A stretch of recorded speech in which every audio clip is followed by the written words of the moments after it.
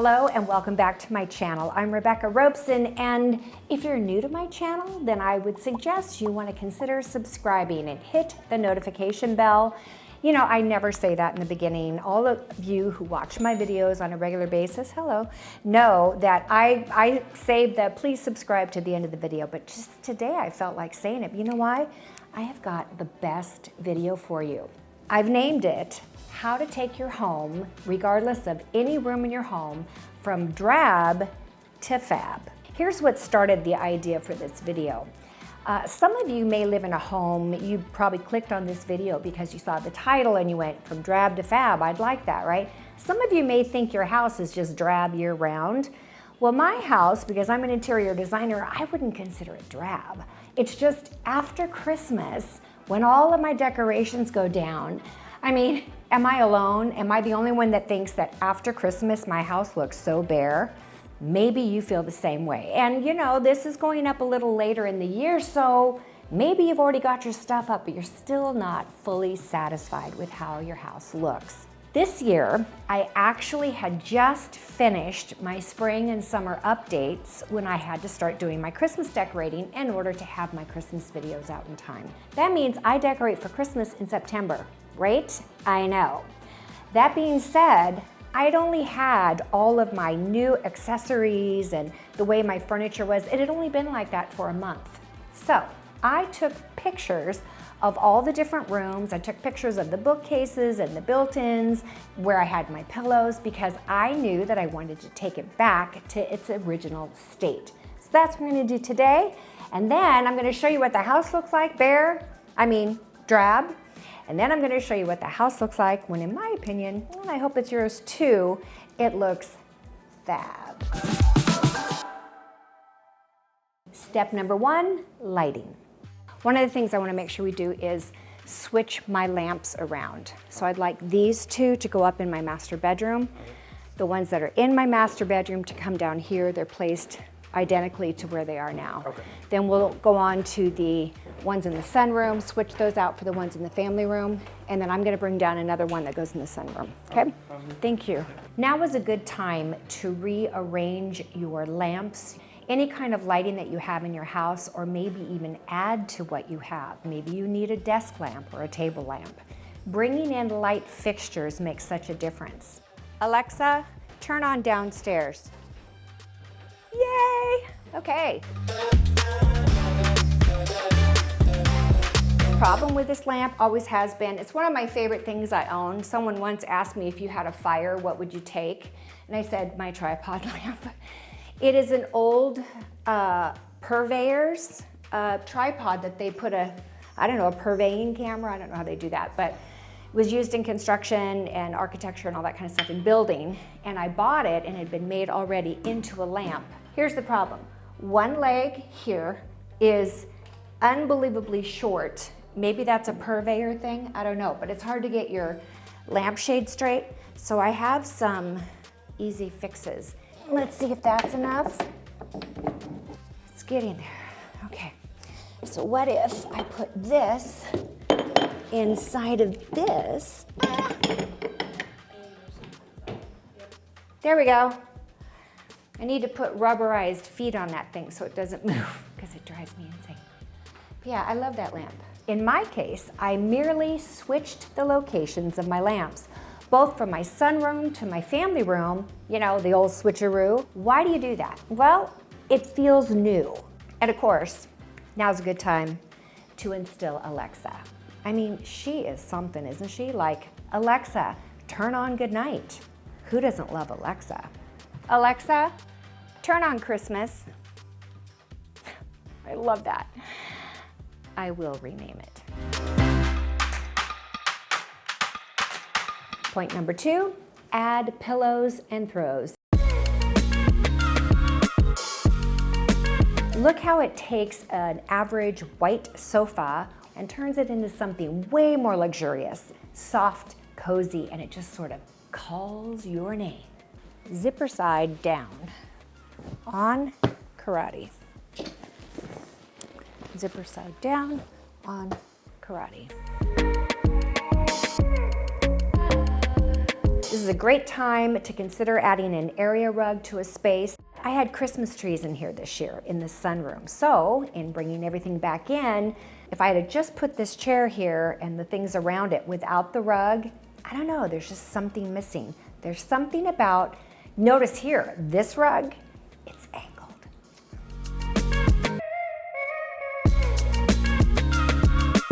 Tip number 4.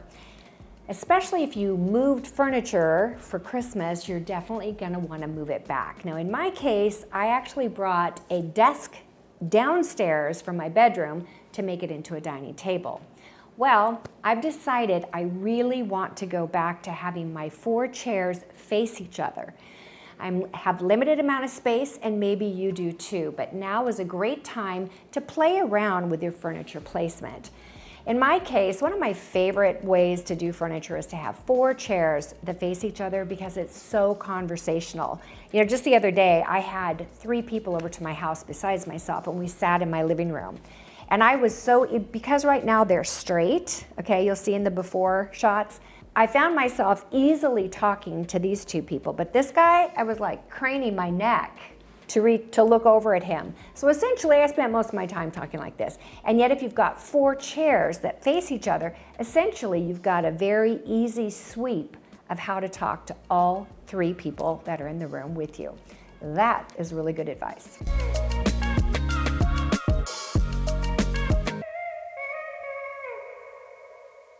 Tip number 5 is to add art to your spaces. In my case, I moved my art around for Christmas. So obviously I needed to move my regular art back in. But if this isn't your scenario, you're not going from Christmas to whatever, your house is just drab, then you need to consider perhaps putting art on the walls in your home.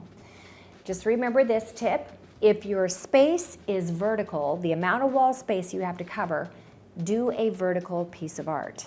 If your space is horizontal, meaning, let's say you've got a wall like this, then do horizontal art or place your art pieces in a grouping to create a horizontal art piece scenario.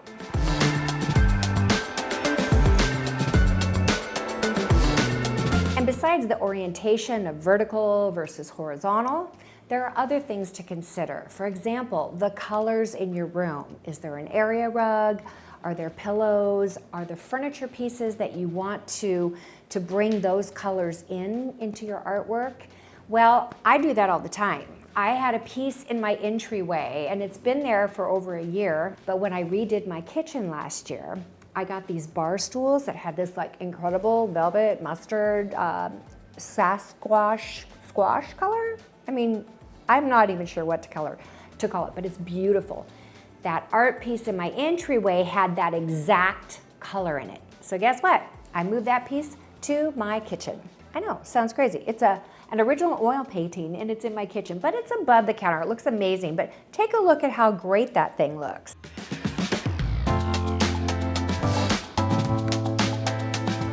It's a way with your art pieces to tie different elements in the color schemes throughout your rooms. A great place to find artwork is, in my opinion, and it's affordable, it's called Fine Art America. You can search for anything, anywhere, anytime. I'm not kidding, I'm not overstating it when I say they must have 1 million pieces of art to choose from. So, Fine Art America, and you're welcome. Another thing I like to do with my art is move it around. Sometimes you'll see my starburst mirror above my bench in a room. Christmas time it was up on the wall where the brick is. It's just a really fun piece, and yet it can be moved from different locations. So right now, I'm just trying to decide what am I gonna put in my entryway. I wanna see what this would look like underneath of this entry table. You turn this way. It would hide all those cords.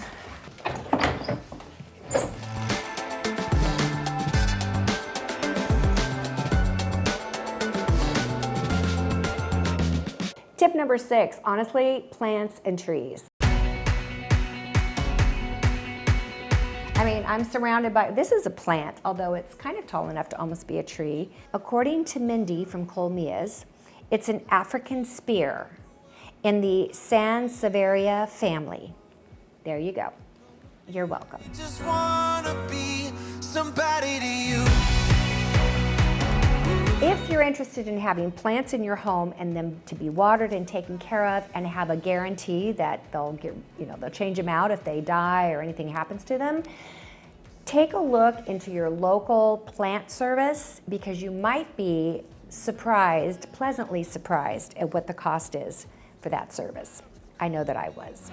I could sail away, make my Tip number 7, well, it is one of our favorite things, probably yours too, and that is accessorizing.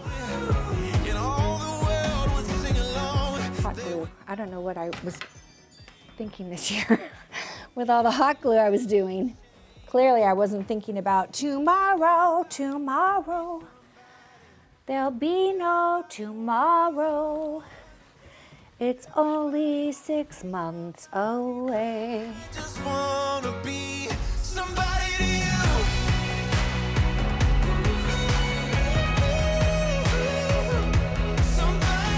I mean, just the little touches of a bird here, a horse there.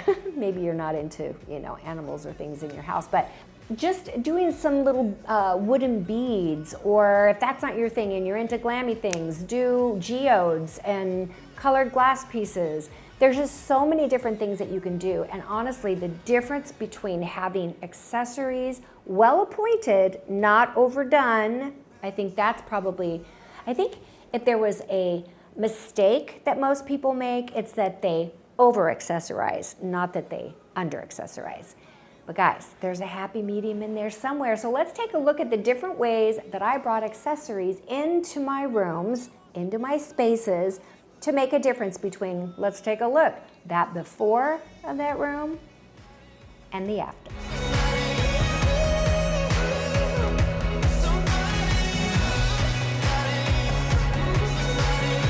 Things like live edge pieces of wood placed in just the right location. In some cases, if I can find the right artificial flowers or twigs, I will go ahead and use those amongst my green trees, the actual real trees. And you know what? You actually can't tell the difference, because so much is real that a few artificial things really get by and they kind of sneak in there and no one really knows. Using books to prop up your accessories is a really great way to sort of fill in the space and bring height to something that you wish was taller.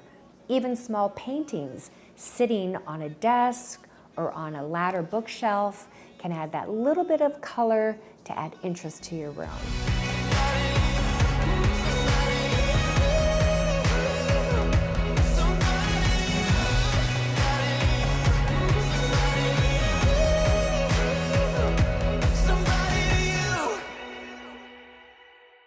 My bedroom, my bedroom. Well, it's pretty much off-white brass crystal or lucite and black.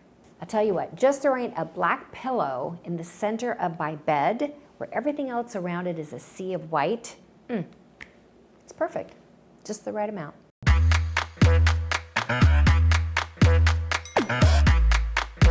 These were all changed for Christmas, so I needed all this tall space, but in reality, these actually have shelves in here.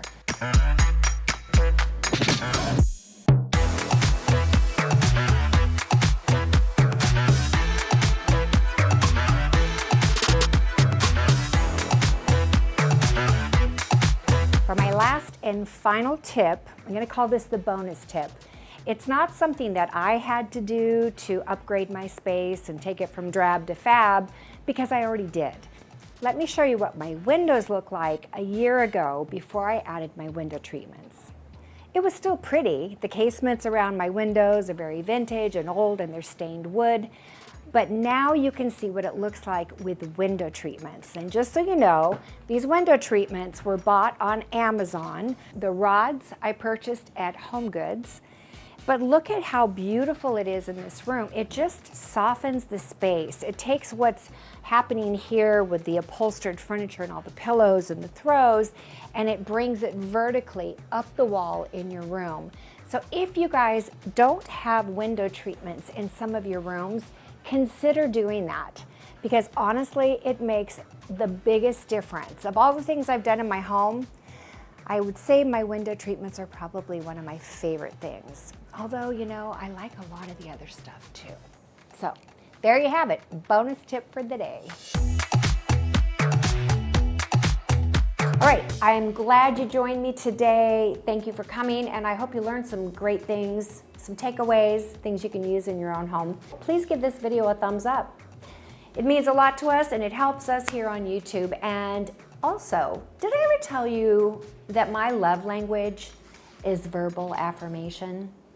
Well, I think we could safely add to that my love language is finger affirmation. This one though, just this one. That's a no. My producer's saying, that's not good. All right, well then let's just go back to leaving a nice comment, or just any comment. I can take even the hater comments. Basically, I feel sorry for those people. It's a great way to look at it if you think about it.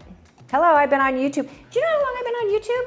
Okay, you guys, I'm coming up on my birthday. Do you know that I started YouTube when I was 50? I know, I was like the oldest YouTuber on the planet. I'm still the oldest YouTuber, or at least one of them. This year, I am celebrating my 65th birthday. I've been on YouTube 15 years. What do you say about that? So, I'm just saying, I have seen lots of hater comments, and I feel sorry for them. You gotta do something, right? You gotta like